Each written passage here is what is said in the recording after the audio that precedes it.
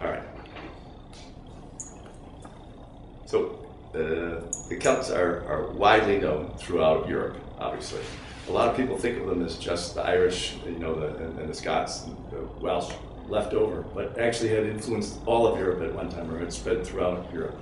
Yes, I mean, during the time of the Roman Empire, as the Romans were expanding around the Mediterranean, the Celts were expanding north of the Alps, and the sort of general picture is that their homeland is somewhere in Eastern Europe, and that they spread west in 2 or 3 waves. And of course, when we think about culture spreading, we tend to think about, giant hordes of millions of people coming across. But when you actually look at how even the Roman Empire expanded, or even how the Huns expanded, you don't displace people. You just have new guys collecting taxes, and you establish a new prestige class and perhaps a new prestige language, which is why people in France speak French, which is really very late Latin today, rather than some successor to Gaulish, none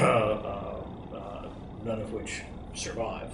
That is, only the insular Celtic languages survive, the ones from the British Isles. But certainly, if you go back to, say, the 1st century BC, virtually everybody north of the Alps and west of the Rhine is speaking a Celtic language. But of course, it's a group of languages, like Romance languages today. It's not a single unified language, although the culture is relatively uniform, the languages are not completely uniform.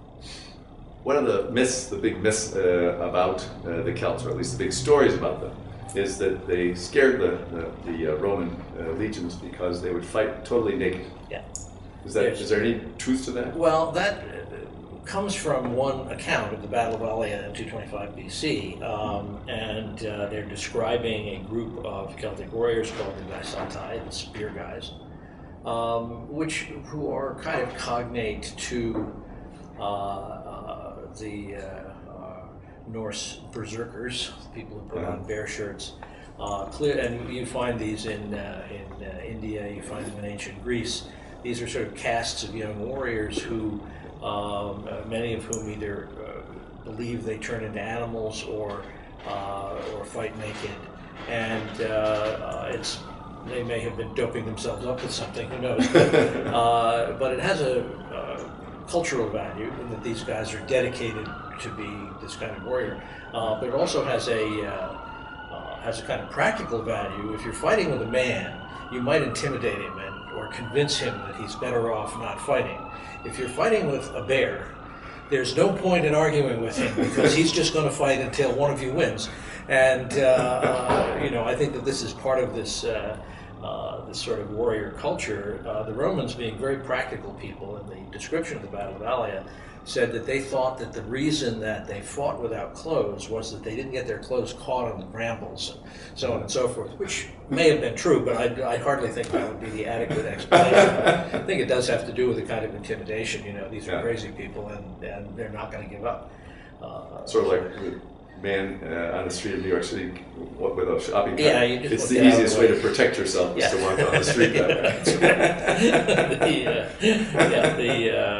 Because we know that most of the Celtic warriors fought with shields and clothes, right, and various kinds of armor. So to go back to the overall influence on Europe, so they more or less were the elite class in Europe for a while, and so later on, as the Romans took over in different areas, there were pockets of their influence that remained. Right. But culturally, it seems that they're still extremely popular, even though they haven't been in power for a long time almost anywhere. Well, of course, various elements of the culture survive. The reason we celebrate Halloween, and the way we celebrate Halloween, is because that was the Celtic New Year.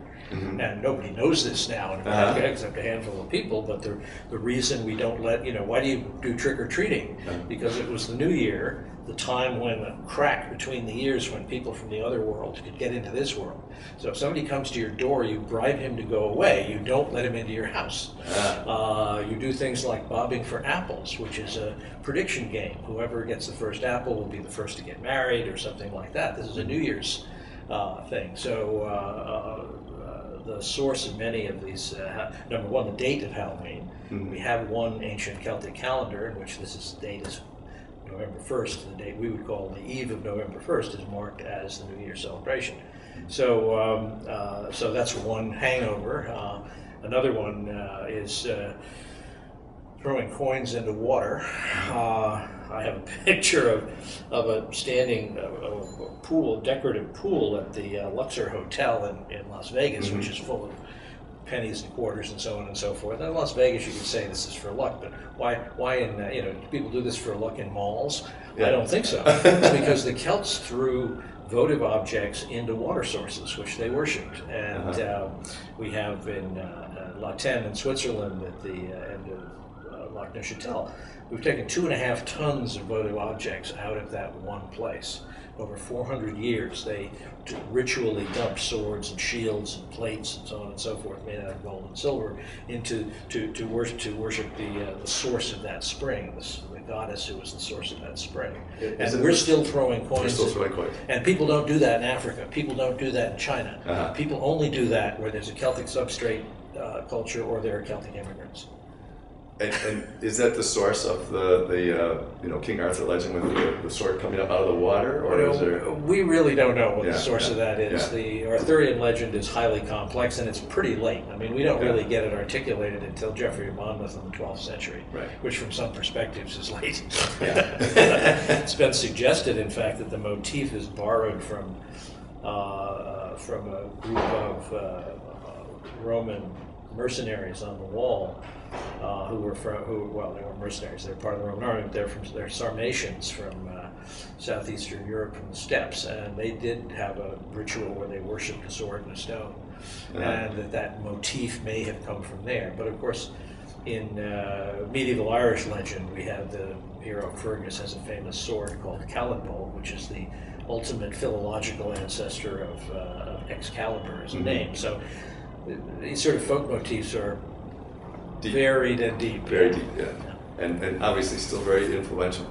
And if you'd like to hear more about it, we're having a program with Humanities West at Marines Memorial Theater coming up in May.